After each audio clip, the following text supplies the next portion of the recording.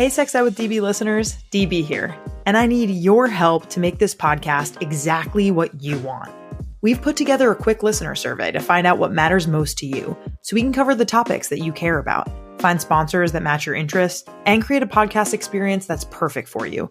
Plus, as a thank you, you could win a $100 gift card from Lion's Den. Your email is optional, so you can stay anonymous if you'd like.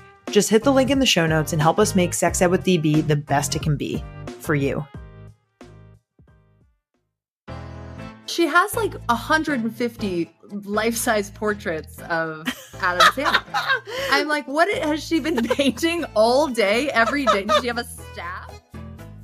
Hey everybody, welcome to Rom-Com Bomb, a Sex Ed with DB podcast miniseries exploring popular rom-coms from the 90s and early aughts that gave us toxic messages about love and sex. Welcome back, Sex Ed with DB listeners, to another amazing episode of Rom-Com Bomb. This week, I am joined by the gorgeous, the talented, my very good friend, Bre Vergess Appledorn. Hi, Bre. Hello, Danielle. How are you? I'm great. I'm so glad that you're here. I've been scheming to get you on the pod for years now, and I finally have found a good pop culture kind of moment for us to really rip a movie to shreds together to have you on. I love it. I'm never used in the same sentence as pop culture. I'm not really relevant. I'm not good at that, but I'm very excited to be here chatting. Just thrilled. How do we know each other? Maybe the listeners want to know. Bre was one of my first friends that I made in college at UC Berkeley. Go Bears. And she and I were in the same soror, and it was just, we've been pals for almost 15 years now, which is insanity. A long time. Time. We could have had a teenager by now if we adopted. As I suggested. Yeah, fair. In the beginning, in the first week. No.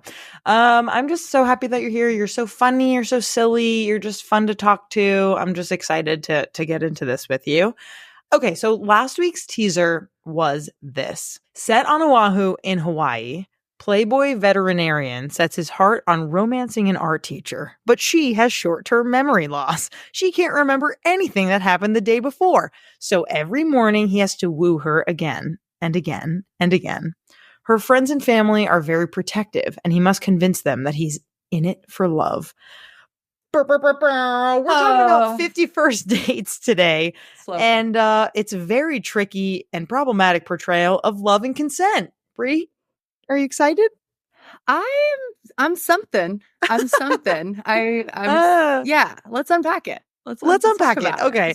Well, so as a kid, right? Like when did you first watch this? Like, what did you think of the movie when you were younger? This came out in like 2004, so 20 years ago. And what did you think of the premise then? Did you find it romantic? Did you find it creepy? Like, what did you think? Yeah, I was trying to remember this. So I was a big fan of The Wedding Singer growing up in the 90s. So in my head, I was like, oh, it's The Wedding Singer, but like on an island. Like it's basically the same movie, just a different movie. And so it kind of blurred together in my mind a bit. But I do remember 50 First Dates. I remembered that she had memory loss. And then I remembered the final 5 minutes. Like all I remember, zero other memories. No other memories. The ending, spoiler, right. They end up together. It's 4 or 5 years in the future, right? And I remember the happy ending, which like we could also unpack. Like that's all I really remembered. Oh wow! And then I think I probably saw it a couple times around when it came out, and then I hadn't seen it since, for better or for worse. Wow. Yeah. And you have watched with fresh eyes, which we will get into.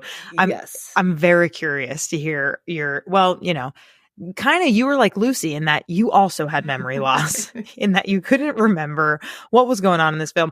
However, as I mentioned before we started recording, had this film on DVD for sure. Like this was a classic kind of Bezalel thing.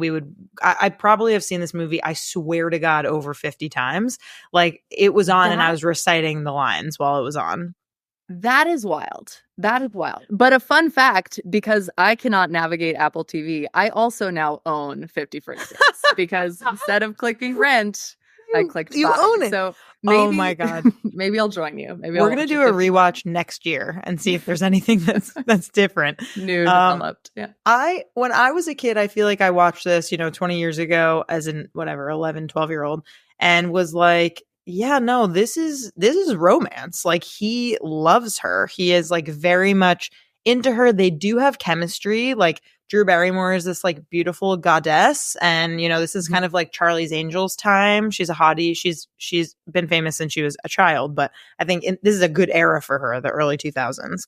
Yes. And yeah, I just remember feeling like, oh, like, this is so funny. Like, he's somehow a very attractive man to people. Like, we got to talk about the opening sequence, by the way, which is just absurd. And yeah, I think like I didn't think that it was bad when I was a kid. I just thought like this is what true love is convincing someone, especially if they have this wild form of memory loss where their brain resets every night, that you want to be with them and that you love them and that you are going to do whatever it takes to get them. Totally. The fact that I don't remember anything else is concerning to me, because now my brain would store this movie in some area of the brain that is like filtering or putting asterisks on things or recognizing the problem. And instead it was just probably taken in as like, yep, like you said, this is normal. This is it. Yeah, this is what's gonna happen. To see here. This is love. This is love. Love. I similar to you, I loved The Wedding Singer. I loved Adam Sandler movies in general. I loved Happy Gilmore. I loved Billy Madison. So this was just kind of another one of his shticks. And yeah, there are so many problems that we're going to talk about with it. It is very beautiful. It is a very beautiful movie. I think it is actually filmed on Oahu, if I were to guess. But yeah, there's so many characters in this movie. Like Sean, whatever his name is from the Lord of the Rings, is her brother who just like does steroids all the time and has a lisp. You're just like, Sean Astin. Yes, I did not place that's who it was. I'm so bad at actor names. He has range, I will say. He can play Rudy, he can play fucking Sam from the Lord of the Rings, and he can play Lucy's drugged up brother who's doing steroids for body competitions. The spectrum, the trifecta. If you, listener, are like Bre and haven't seen this movie in 20 years, here is the setup. Adam Sandler's character Henry falls for Lucy, played by Drew Barrymore, who suffers from short-term memory loss. Every day she forgets who he is, and every day he must win her over again. On the surface, it's sweet, but there are some really big red flags when it comes to consent and ethical relationships. And so, why are we talking about this, right? As fun and quirky as this film is, 50 First Dates has some major consent issues at its deep core. And the question here is like, is it romantic or manipulating to keep pursuing someone who can't remember who you are? The age-old question. Help. Everyone's asking it. So in terms of the things that are most problematic, we're going to be talking about consent. We're going to be talking about Henry's persistence and this really pervasive, gross anti-trans narrative throughout the entire movie that was just incredibly surprising and so unnecessary. So unnecessary. Just what's the point? It's never necessary, and it was extra unnecessary. Yeah. Right. Okay, so let's start with the consent issues. Like, can someone truly consent to a relationship when they don't remember what's going on here? Like, what was your kind of take on like the way in which this was going on? Yeah, I mean, my instinct to start was, this woman deserves love. Like, we all deserve love. This is the situation that she's in. So I was trying to find the possible world where this was appropriate. But we've set the stage with a 3-minute montage of him repeatedly lying to various women, sleeping with them, and then leaving. So it's like we've established a pattern that you're probably not seeking appropriate consent with anybody that you are with. You seem like a bad guy, is what it is. Bad dude. You seem like a bad dude. So now my flag's up, and then we just come in hot with the rejection scenes. That's what really got me. So, oh my gosh. The plot being that on this first meet cute memory day, things go swimmingly, but then meet days 2, 3, 4, 10, 15, there was a lot of no. There was a lot of based on like a bet that he made with this man who works at the cafe. Like, we're literally like, they're playing with her fucking mind, and she is mentally ill. Like, she has a disability, literally. And he makes a bet with the guy who he calls so lovingly Tattoo Face. Quite racist. This man is Hawaiian, and that's a problem. And basically says, like, you know, I'll bet you $20 that I can get her to go out with me again. And it's all based on this like game where the viewer is like trying to feel like we're in on this. Like, it's funny that he keeps getting rejected over and over again. He pretends to not be able to read in order to get her attention. And then he kind of does all these things where, you know, her dad and brother are like, do me a favor, like, stay away from that cafe. Like, she has been through enough. She doesn't need your, you know, confusing, really shitty kind of lying behavior near her. And then he goes, okay, I'll stay away from the cafe, but I'm going to stop around the side of the road multiple times. Times with no one around. Sorry. Rob Schneider's character is just this just absolutely absurd person who is playing this Hawaiian man. And I didn't Google this, but listener, he's not Hawaiian. Okay. So there's a lot of like weird, like racist shit in here too.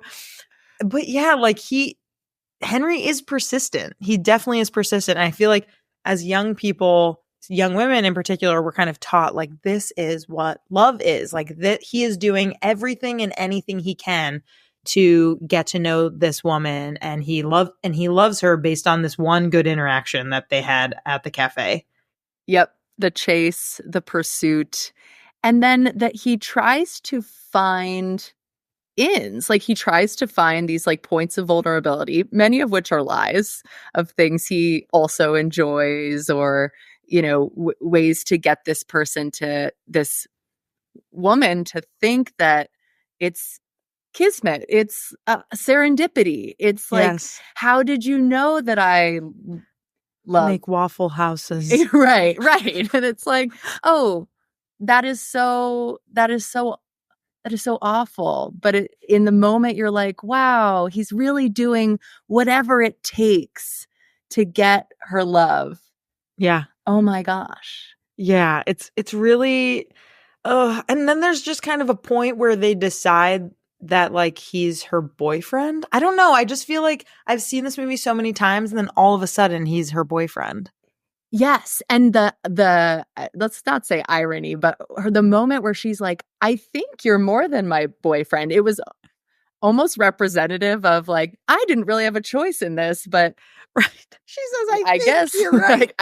And like, because she doesn't remember is like definitely why the line is there. But yeah. So like, yeah, because you don't know, because you've kind of been trapped into this relationship.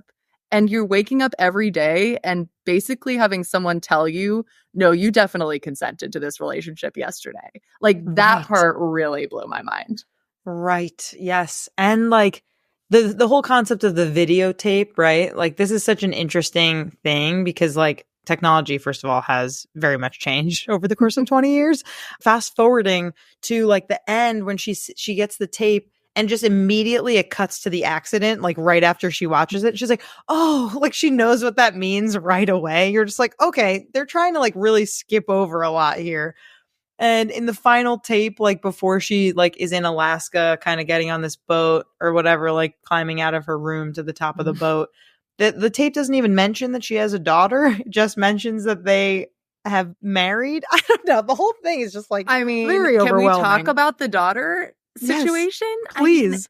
I mean, that part, there is a scene in the film where she is talking to Adam Sandler and is like, what, are we going to have a baby and I'm going to wake up every day and be terrified? Like, she describes in the film how nuts it would be to actually She's like, I don't want to do that. Yeah.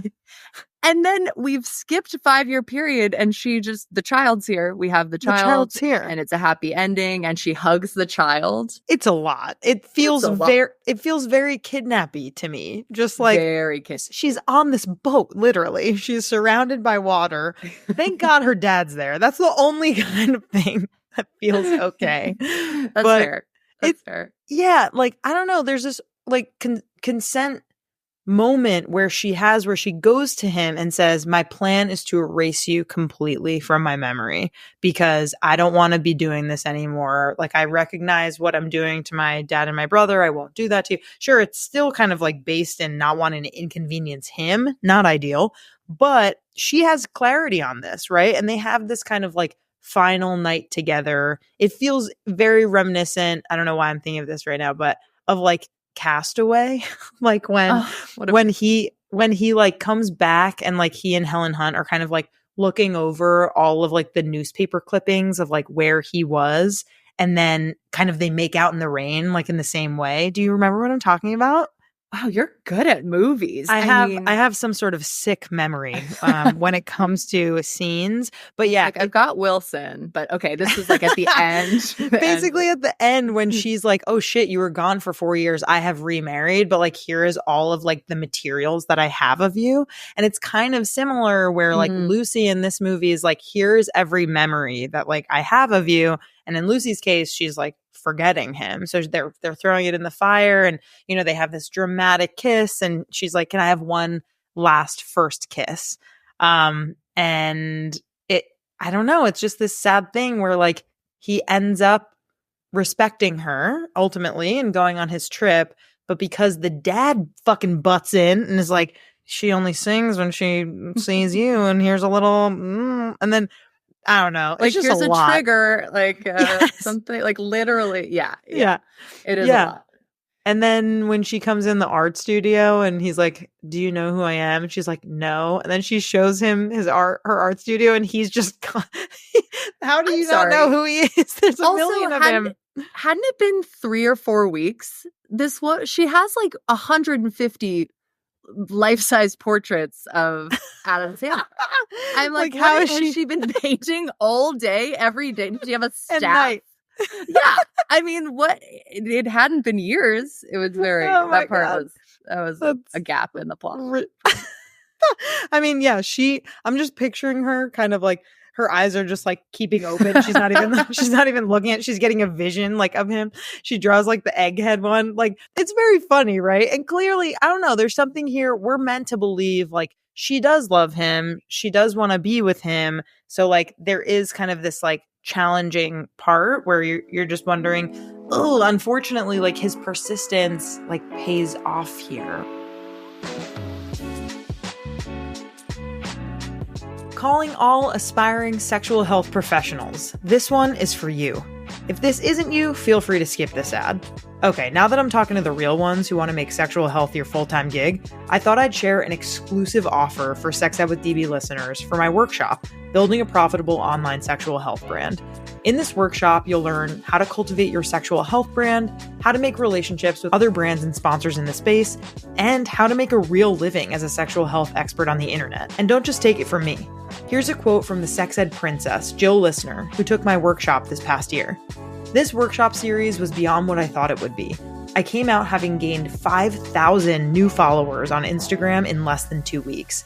And I learned what really works in the content creation world in our sexual health space. I also gained confidence. Are you ready to get started? Email me at sexedwithdb@gmail.com and share that you listened to this ad. Let's do this.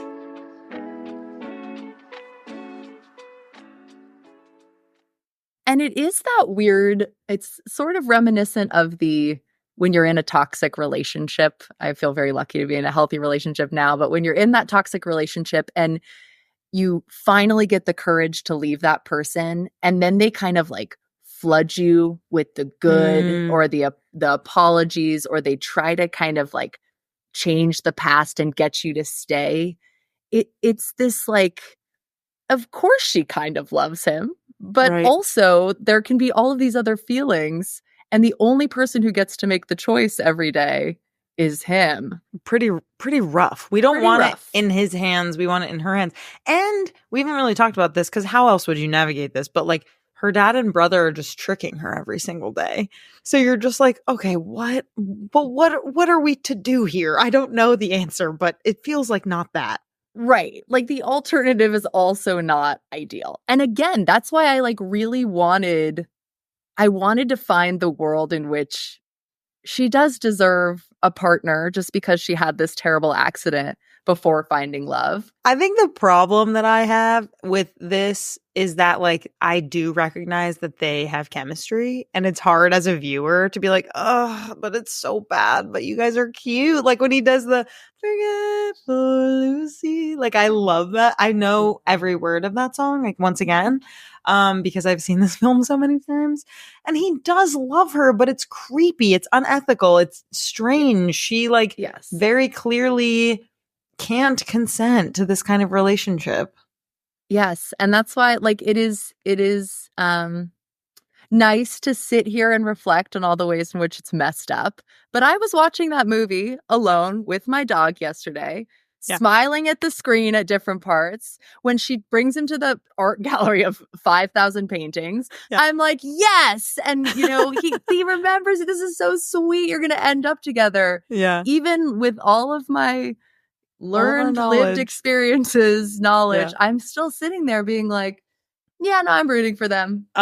Let's get into this anti-trans narrative that is completely unnecessary and just rampant throughout the entire film. What was like your kind of first, because again, I knew that this was a big part of the movie because I have seen this so many times, but you probably forgot about that or didn't even clock it, obviously, as like a 10, 12-year-old. But what were your thoughts of it now? Yeah, I mean, one, it's just messed up and again, so unnecessary. But at the start, I was very much in this space of, like womanizer, again, that like intro plot of trying to trick all these women into sleeping with them. And so I'm like, oh, this is kind of like a early 2000s, like heteronormative, like just like sleeping around. And I just like all of a sudden out of left field, like the second scene, I think, the assistant at the zoo is like, I don't know if misgendered out the gate, but like something happens very early, and then they just keep hitting that joke over and over and over and over again. Over and over and over again. And I'm like, what is this? And this is the what do you call the like comedic relief character? Right, like, exactly. Not we've intentionally added this character to kind of just like make fun intermittently. I truly was so caught off guard. Yes. And I think they keep going back and forth between being like, no, that's a woman. No, isn't that a man? No, that nobody knows. Like, and it just feels, and this character is also only given lines to make them like look like they are gross and they're just like awkward and they're propositioning like their boss for sex, and you know they're cracking their neck in this like disgusting way, and they get like hit by the wave when they're kind of talking about, you know, nothing beats a first kiss. Like very clearly we are made to think like this person is gross, this person is undesirable, we don't know if this is a man or a woman, that's nasty. And then there's the whole part on the beach where Lucy is catching up with all her friends and she's like, oh, you lost so much weight, girl. Like, and then she goes to, oh, I'm happy about your Jennifer, I'm so happy you got that gender reassignment surgery. I mean, Jonathan. And then we just see like a man who seems to just be maybe like an outwardly flamboyant man, but not a trans person. Like it just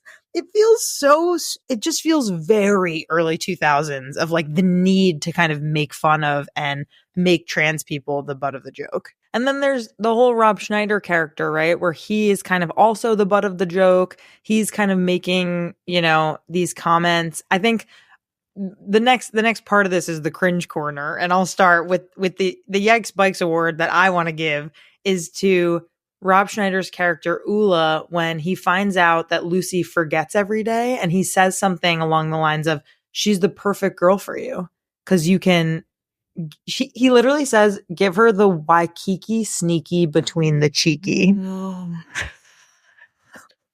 Like, once again, I don't have this written down. I've seen this movie so many times that I have just remembered that he says, give her the Waikiki sneaky between the cheeky. Like, he literally means assault her. Like, that's what he is saying with those words. And he's saying, like, she's the perfect girl for you. Like, she'll forget every single day. You don't need to call her. You don't need to worry.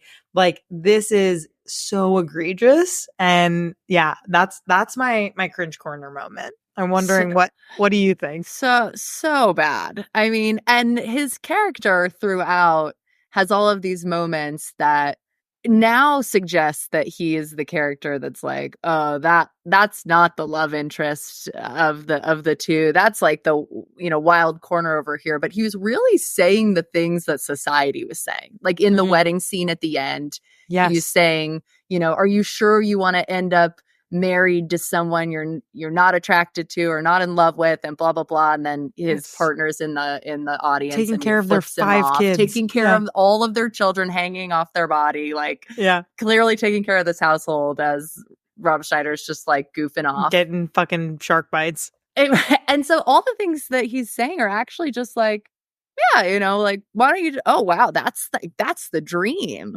You're not going to be locked in this marriage, but this is, you know, this is true love. It's very different than the rest of the world. And again, as we're saying, the true love narrative is still the captive, kidnapped, straight up situation. Like, it's just pretty wild. It is an outrageous plot, and like, it's probably one of the most successful rom-coms there is. I would love to hear your rating of the movie, and we have a rating of 1 to 5 VOMs on the VOM scale. So 1 VOM is that like mostly good, like we'll still watch it tomorrow. Things are like pretty good here. And 5 is like, oh, somebody kind of throw away all the DVDs and Blu-ray of this. And what would you say is your rating? Okay.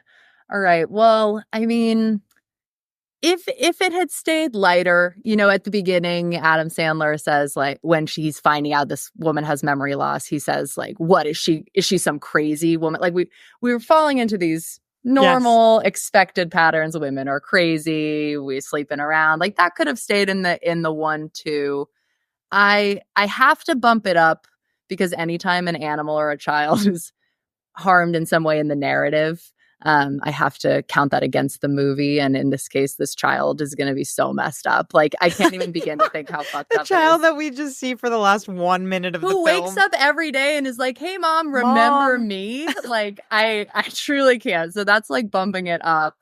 But I can't give it 5 because, you know, she deserves love, maybe in some form. We could maybe work on the daily consent thing. So I'm going to come in at a 3.5, 4.